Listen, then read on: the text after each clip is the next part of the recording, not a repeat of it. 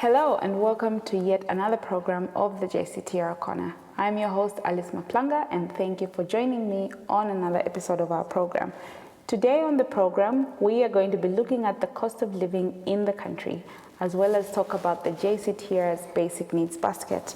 And joining me today is Mr. Chanda Chileshe, who is the Jctr's Social and Economic Development Program Officer. Welcome to the program, Mr. Chanda. Thank you very much, Alice. So you're joining us on the program today to help us talk about the cost of living. But before we move on to that, maybe just help us understand what the Jctr's basic needs basket is. What is the basket? How and where is it conducted? And how can the people access it? Okay, thank you very much. So the Jctr Basic Needs Basket is a tool that the organization has been using since the early 1990s.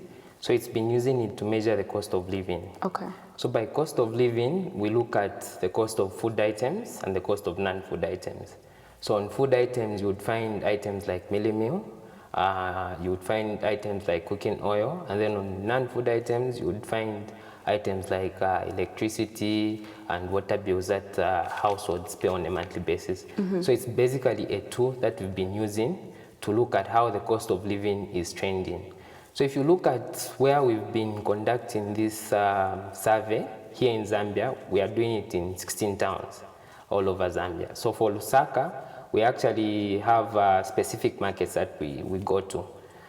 Here in Lusaka, we are going to Chinda Market, we go to North Mid Market, we go to Matero Market, we go to City Market, we go to Chaoma Market, we also go to Kapwata Market. So when we go to these markets, we get the cost of the different foods and non-food items and come up with what we call the cost of living. And let me also mention to say, when we are doing the cost of living, we're actually doing it for a family of 5. Okay. So we use 5 because that's the average number of households that has been given to us according to the Central Statistics Office. So in a nutshell, it's basically a tool that we use to measure the cost of the different food and non-food items on a monthly basis. Okay, so you've talked about the fact that you treat it as an average expense rate for a family of 5. Does this average take into account the different variations that families may need? Perhaps a family with a lactating mother or a family with someone with diabetes, does it take all those variables into account? Okay, so when you look at like the name itself suggests, the basic needs basket. So for this one, it's mainly looking at the basic items that the family should have in a month. So if we're talking about a lactating mother, maybe I should get the point where we revise the basket. Instead of having the basic needs basket, we now have what we are calling the basic needs and nutrition basket. So now this is where we incorporate issues to do with health, nutrition. So what sort of nutrition content are people or households receiving from the commodities that we measure or that we get during our survey on the market. So this is where now we're incorporating everyone, starting from children up to people of old age. So everyone is incorporated in the food items that we measure.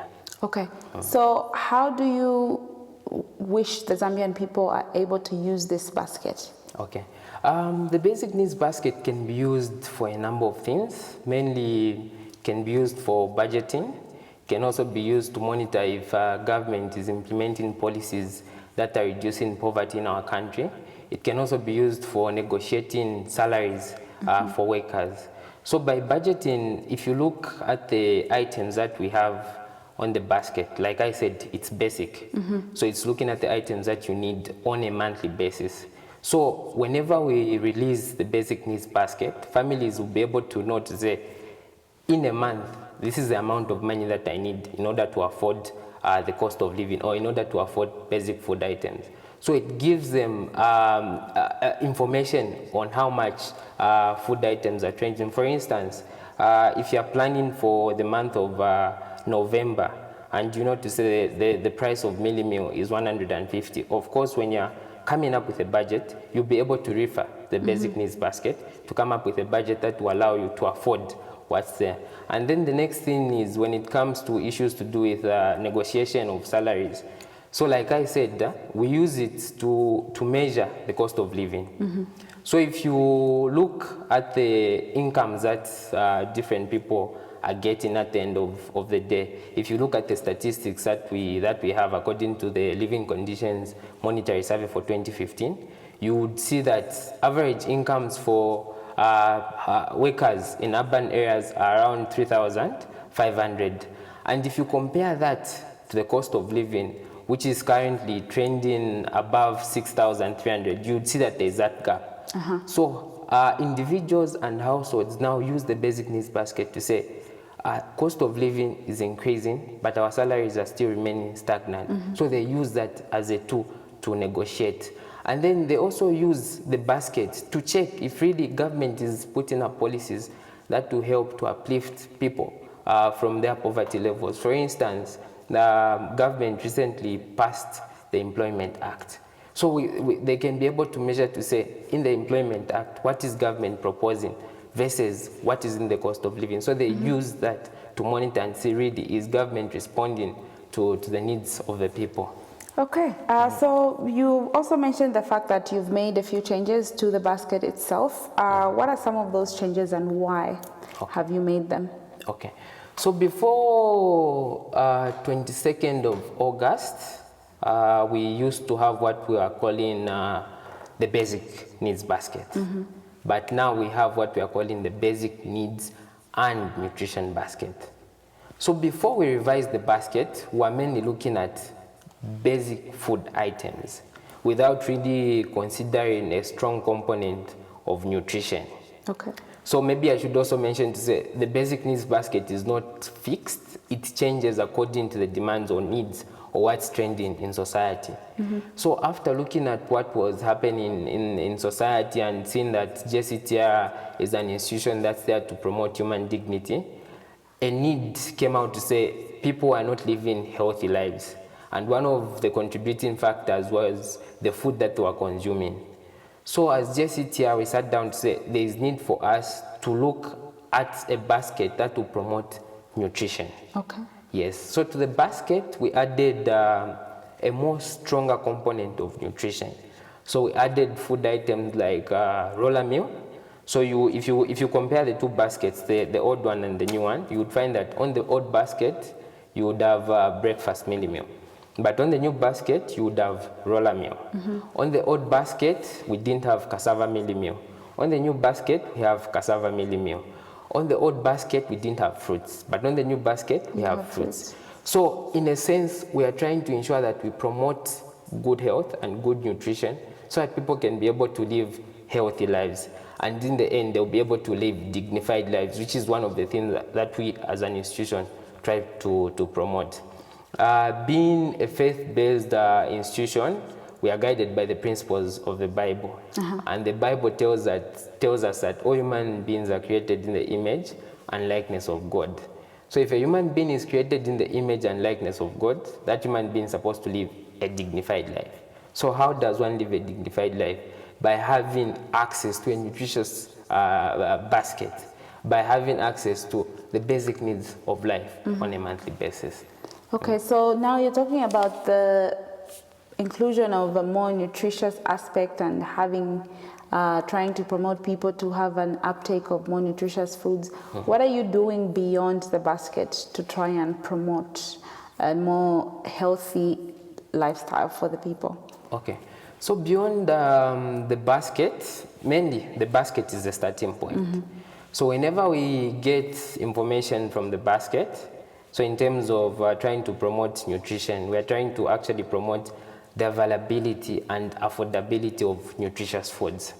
So when we collect data on nutritious foods, for instance, the price of roller meal in the markets, the price of fruits in the markets, and we find that the prices of these nutritious foods are too high, Jctr now comes in to try and advocate to say these prices have to be at a price where everyone can afford, because this is basic. We need everyone in society to afford. So we advocate through maybe revision of policies, for instance, maybe empowering farmers to grow more fruits, to grow more cassava, so that we can have a huge supply of those commodities on the market so that people can live healthy lives. If you look at the trend mostly in urban areas, you would find that most people are not really consuming nutritious foods because they don't know where they are found, firstly. And if they find them, they would find that maybe they're expensive because the demand is low. So now that is where Jctr comes in to try and close that gap. And beyond that, we're also just educating people on the need of living healthy lives by eating nutritious foods. Okay. Yes. So these changes that you've made to the basket, how has that affected the basket cost? Okay. So if you look at the basket before we revised it and after we revised it, so before we revised the basket, the cost of living was around 5,300 kwacha. But after we revised the basket, it jumped to around 6,200. So you can tell to say there is a huge increase of about 900 kwacha. So there were a number of reasons why there was that huge increase. Firstly, we added more commodities to the basket. Like I said, in the previous basket, we didn't have fruits, but in the new basket, we have fruits. In the previous basket, we didn't have vegetables like cabbage, we didn't have bondwe. In the previous basket, we only had we're only measuring grape, one vegetable, but in this one, we're measuring 4 vegetables. So this is why you see that there's that increase. However, we can't say this is a bad thing, no. The reason why Jctr says this is a good thing is because we are trying to promote nutrition. And one thing that we have to bear in mind is that what the Jctr is doing is trying to promote the ideal situation, the way things should be, what human beings should consume. As I stated, we human beings are created in the image and likeness of God. So the ideal situation is that a human being who is living a dignified life should be consuming fruits, at least on a daily basis. This is according to nutrition experts. A human being who's living a dignified life should have access to mealie meal, should have access to cooking oil. So people come to say, they argue saying the cost of living is too high, but that's the ideal situation. That's how things should be. So you would see that there's that increase in the cost of living. However, even if with the revision there was that increase, we still feel there are some areas where we are lacking as a country, which has led us to be in this state that we've found ourselves in. So maybe I can also expand on those areas. I mean, what are the areas that we are lacking? So if you look at the policies that we have a number of policies, for instance, in the agriculture sector. So from our survey, our analysis, we've discovered to say the policies are weak. We have policies, but they are weak. So I would give an example of the policy on the lifting and closing of maize ban. Yeah. So you would, the export ban, yeah. So you'd find that government would come up with a policy to say, we've lifted the export of maize. People can now export maize freely. And then later on, you would find that they close that without really looking at the different factors that will affect the price of mealie meal locally. So I'll give an example of what happened, that should be early this year. So without really doing much research, I can say, the government lifted the export ban of maize. So they allowed people to start exporting maize out of our country. So what that led to was that we had shortage of maize. On the local market? On the local market, which affected the price of maize and mealie meal locally. So we notice using the survey that we conduct that the price of mealie meal shot for a 25 kg bag, it shot from around 90 kwacha to somewhere 140, 150, all because the supply locally reduced. So that had an effect on the cost of living.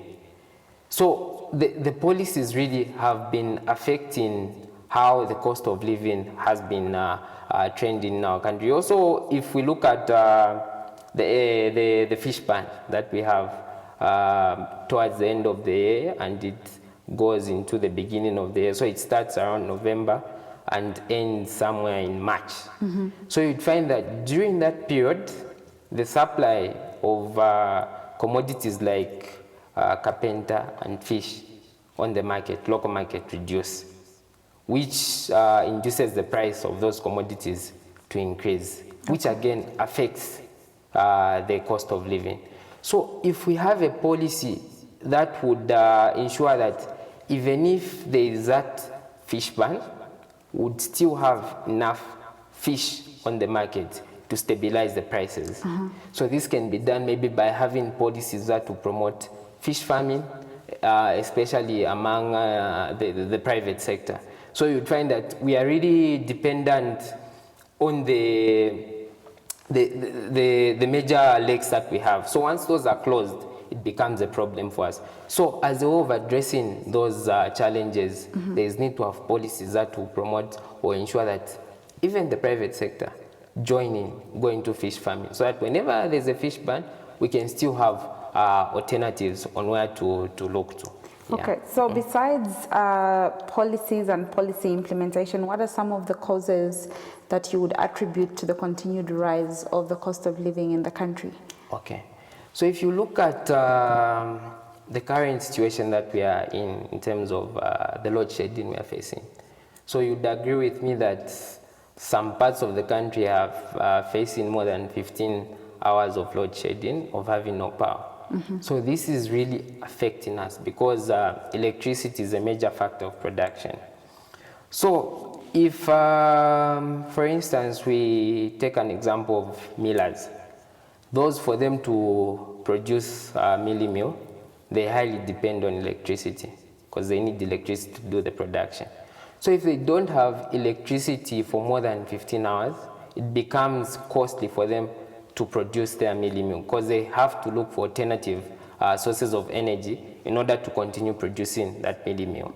So by alternative sources of energy, they'll start using maybe energy sources like a generator or the solar panel. And you agree with me that using a generator, especially for a large-scale business, is very costly because you need to be buying fuel for the generator. And if you look at the prices of fuel at the moment, they are very high. So you find that they're incurring a lot of costs when they are producing these food items. So in order for them to continue surviving in the market, in order for their business to continue thriving, they have to push that cost to the consumers. So that cost is pushed to consumers by increasing the prices of the food items that they are producing, which is affecting the consumer at the end of the day. So if a consumer can't afford milling meal, like it stands currently, you would find that milling meal is at 140 kwacha, 150 kwacha. Households are failing to afford that, which is causing hunger in households. People are failing to have 3 meals a day, which is affecting them negatively and preventing them from living dignified lives. Yes, and then the other reason which we've seen is causing the high cost of living is the issue of climate change. So if you look at our situation now, today is like the 12th of November. Lusaka hasn't received much rain yet. Maybe in some parts of Lusaka there have been some showers, but mostly we haven't received anything. So that is affecting our agriculture sector in the sense that farmers are not able to produce as much as they could maybe 5 years ago when we used to have enough rains. So we've seen that climate change is also really, really affecting the cost of living, because if farmers are not able to produce enough maize, again, it all goes back to the issue of demand and supply. And demand, yes. So if we don't have enough crops in supply on the market, you would find that the price will still remain high because the demand is high. Zambia's population keeps growing, so more people need food. So if we find that the population is growing, but the yields that we are getting from the agriculture sector are reducing. This is why you find that now prices are going up and people are now failing to afford those prices. Okay, so on that note, we're going to take a short break, but be sure to join us just after a few to hear Mr. Chandler talk us through more about the climatic changes and the effects that they're having on the cost of living. Okay. We'll be right back.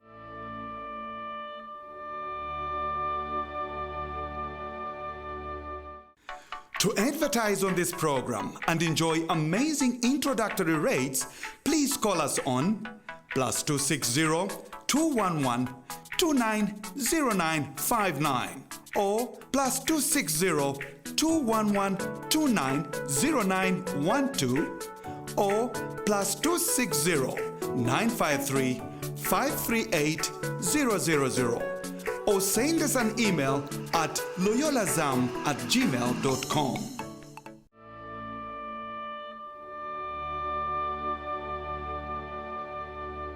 All right, thank you for joining us. Now, before we went for break, we were hearing from Mr. Chandler, and he was talking to us about some of the effects that the climatic changes that we're seeing are having on the cost of living in the country. So you've spoken about the challenges in terms of the climate and also in the agriculture sector and how that climate has affected the agriculture sector. Is this the time you think for diversification in the agriculture sector as well as a shift away from our over-reliance on maize? Definitely. This is a time for us to really diversify our agriculture sector. So like I mentioned, because of climate change, you would find that we are producing less than we used to produce in the past. Reason being, we're having less rainfall. So you'd find that most farmers are really complaining, especially in the production of maize, that is really dependent on the rains. Whenever there is less rainfall, you'd find that farmers who produce maize will be complaining to say the yield is going down because of the conditions of the weather. So now, moving forward, how do we address these challenges? If you look at diversification in the agriculture sector, I think this is something that we've been talking about for a country for a very long time. Yes, for a very, very long time. It's good to know that we as a country know the benefits that come with diversifying the agriculture sector. We know that if we diversify the agriculture sector, we'll be able to have different crops instead of just focusing on maize. We'll focus on other crops, for instance, rice, soybeans, cassava, even fruits. That's what comes with diversification of the agriculture sector. But unfortunately, it has really taken us time. And I should also mention to say that maize being the staple food for our country, you would find that whenever the price of mealie meal goes up, it also affects the prices of other commodities.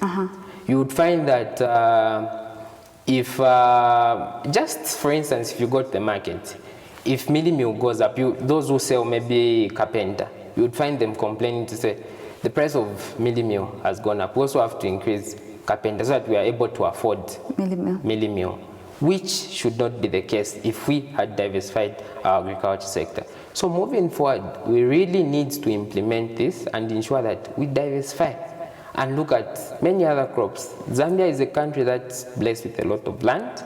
Our weather conditions are good to grow many other crops apart from maize. So let's not focus too much on maize because this is killing us. This is why, it's one of the reasons why we found ourselves in this situation.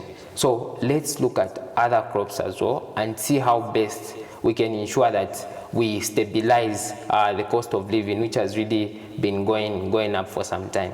And maybe beyond looking at diversifying the agriculture sector, we need to look at what farming methods are we using. So for a long time as a country, we've been using conventional farming methods. So under the conventional farming methods, you'll find that we've been using fertilizers, burning of trees. This is why you find the Jctr system. This again has actually contributed the issue that we are having with climate change. You would find that cutting down of trees has a negative impact to our environment. On the carbon cycle. Yes. So as Jctr now, this is where we've been partnering with experts from Kasisi Agriculture Training Center and the Ministry of Agriculture to try and promote sustainable organic farming. So this is a sustainable way of farming where you find that we are using nature to grow our crops. We don't have to rely on the use of fertilizers. We don't have to cut down our trees and burn them, but we just need to use what we have around us. You know, the thing that comes with burning down of trees, you would find that all the nutrients that are in the soil would be burnt. Okay. Yes. So that again has a negative effect on what you produce at the end of the day. So as Jctr, we've been trying to promote sustainable ways of farming because we believe it's actually economical in the sense that if you look at the price of fertilizer at the moment, you would find that a bag is above 200 kwacha. Most people are actually struggling and they're depending more on FISIP. So what happens to those who are not on the FISIP program? It means it will be difficult for them to grow these different crops. But if we go the sustainable organic agriculture way, they'll just use the things around them. For instance, leaves. If they want to grow maybe cabbages or vegetables or rape, they can just get leaves, pile them up, put soil on top of that and start watering that so that they make manure out of that. And then after that, they can start using that soil to plant whatever crops that they need. Okay, so now you've spoken about the one method of sustainable organic agriculture. How do you think the Zambian people will take it to then have this whole shift from the way they've been doing their farming? And as you mentioned, we are very reliant on fertilizer and also some of the traditional methods of the Jctr system. How do you communicate the information of the fact that those practices are harming the environment? And then how do we then relay the information of some of the more sustainable methods? Okay. Maybe let me mention to say, first, it's difficult for Zambians to really shift from a method that they've been using for a long time and moving to the organic agriculture. It's not something that's easy. So as a way to sensitize and advocate for policies that can promote sustainable organic agriculture in our country, like I said, we've been working with Kasisi, and then we've also been working with Ministry of Agriculture. So with Kasisi, we are working with farmers who are actually practicing sustainable organic agriculture. So with farmers, they actually have success stories because that's what they are practicing. So we get the actual farmers who are using that form of farming. So if you go to Kasisi, you would find that they even have pieces of land where they try to compare the sustainable organic agriculture and the conventional agriculture. So you would see the difference between the two and how plants from sustainable agriculture or organic agriculture would grow compared to the conventional one.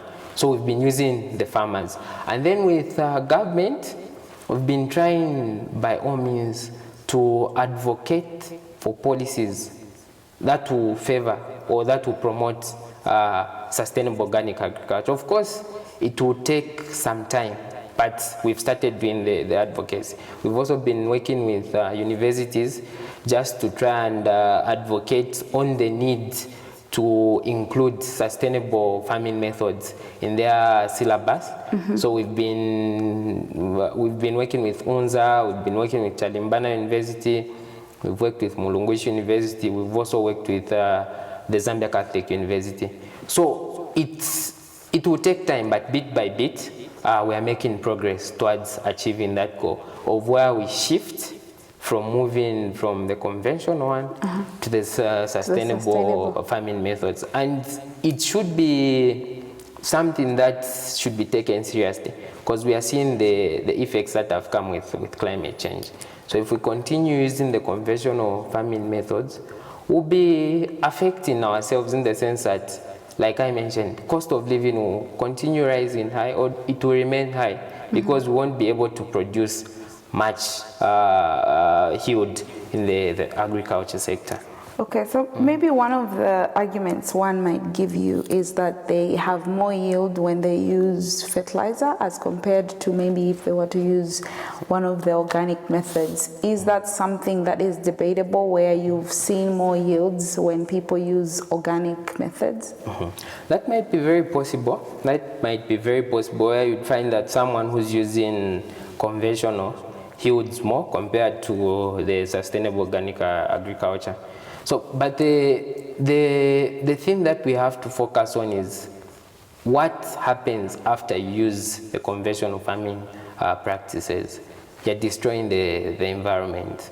You're cutting down trees. You're using fertilizer to put in the soil. So it becomes, in the long term, it becomes difficult for you to continue planting on the same field, because that field might not have the same nutrition content as it had previously. But compared to the one who's using a field where there is sustainable organic agriculture, you would find that their soil would keep on improving, because they are putting nutrients to that soil, just using nature without using fertilizers. So nature, as they are using nature, they will be putting more and more nutrients to the soil, which will be promoting them or allowing them to continue growing on that same piece of land. So it's basically about looking at what happens afterwards. How do you affect the environment with the farming system you're using? Okay, so you've spoken to us about the cost of living and some of the reasons that we've seen the continued rise in the cost of living. What would be your recommendations to the government, but not only the government, the Zambian people as well, in addressing the cost of living and also weathering the storm through this period? Okay. There are a number of recommendations that can be given to governments and the Zambian people at large. Firstly, if we look at the Zambian people, as Jctr, we feel there is need for us to have a mindset shift in the way we look at the agriculture sector. So you would find that most Zambians believe agriculture is really for, maybe since it's a dirty job, so most people don't want to associate themselves with that, which should not be the case. So as Jctr, what we are recommending to Zambian people is that we have to take agriculture as a major economic activity. Like I stated, if you look at the food items that are on the basic needs basket, you would find that most of them come from agriculture. So if people are avoiding to go into agriculture, it will become a challenge for us. We'll be failing to sustain ourselves, we'll be failing to produce enough food that will last us throughout the year. Recently, I think it's also the current situation. You'd see that in some parts of southern province, there's hunger. They don't have food. Mostly it's because of us not really taking agriculture as a major economic activity. So as Jctr, we are strongly urging all Zambians to ensure that they take agriculture as a major economic activity, not really by just maybe if we say agriculture, you should have a farm, even just a backyard garden would do. Like I explained, currently the cost of living is over 6,300. So if you have a backyard garden and you grow tomato, you grow rape, you grow onion, it means you won't have to spend money on buying these food commodities because you already have them. So you might spend that money on buying other commodities that are on the basic needs basket, which will help you to be meeting what you're supposed to be eating for the month. So we have to take agriculture as a major economic activity. And then secondly, there is need for government to have consistent policies. I mentioned the issue of doing with the export ban of maize. So government needs to put up a policy where they have to say, during this period, we'll lift the ban. farmers will be allowed to export their maize out of the country. And during this period, we'll close the ban. Actually, this will be good because it will give farmers time to plan. They will know that during this period, let's export this. Because what happens is, when government just announces, you don't know when next they'll close the ban. So you'd find that most people would rush to go and sell as much as they can outside the country, which affects us in the end. So there is need for us to really have consistent policies that guide the agriculture sector. And then thirdly, if you look at governments recently enacted the New Employment Act, there is need for governments to enforce that act. So you would find that we have a number of laws that guide us, but as a country, we are not really enforcing those laws. For instance, under the same Employment Act, there's a part on minimum wage. Minimum wage was revised, so from 550 to around 900 kwacha for all general workers. But if you go around, you would find that the Employment Act is not being followed. The Employment Act is not being enforced. So you'd find that people are still getting below the minimum wage. So now, how can we address such issues? This is where now government has to come in and ensure that these laws are enforced. How can government ensure that these laws are enforced? We have a Ministry of Labor. So we have to look at how much resources are we providing for that ministry. Are we providing enough resources, or do they need more? Or can the Ministry of Labor work with local councils to ensure that what's in the act or in the law is being enforced? So if they start enforcing what is in the Employment Act, you'd find that if people are getting above 900, of course they won't be able to meet the basic needs basket, but it will cushion them. They will be able to at least buy some of the items that are on the basic needs basket. So that's the goodness that comes with ensuring that they enforce these different laws that we have in our country. And then thirdly or fourthly, government has to ensure that they are creating employment opportunities for people out there. We all know that it becomes difficult for one or a household to afford the cost of living if they are not employed. Because what comes with employment is a guaranteed income at the end of the month. So you find that the employment rates at the moment are very high. So it's becoming very difficult for people or households to afford the cost of living because they have no source of income. So you'd find that they go maybe for 2 days without meals, or because they don't have sources of income. So government needs to try by all means to create employment opportunities. This can be done by creating a conducive environment where investors can come in, not just foreign investors, even local investors, where they can find a conducive environment where they can invest in and ensure that they employ more people. Yeah, so those are some of the things that have to be done in order to address the challenge of the high cost of living which we are facing as a country. Okay, so thank you for all of that information, Mr. Chandachileshe, and thank you for being with us on the program. You're welcome. That is all the time we had for you today, but be sure to join us again next week, same time right here on Loyola TV. I'm your host, Alice Maplanga, and from me and the crew, it's goodbye.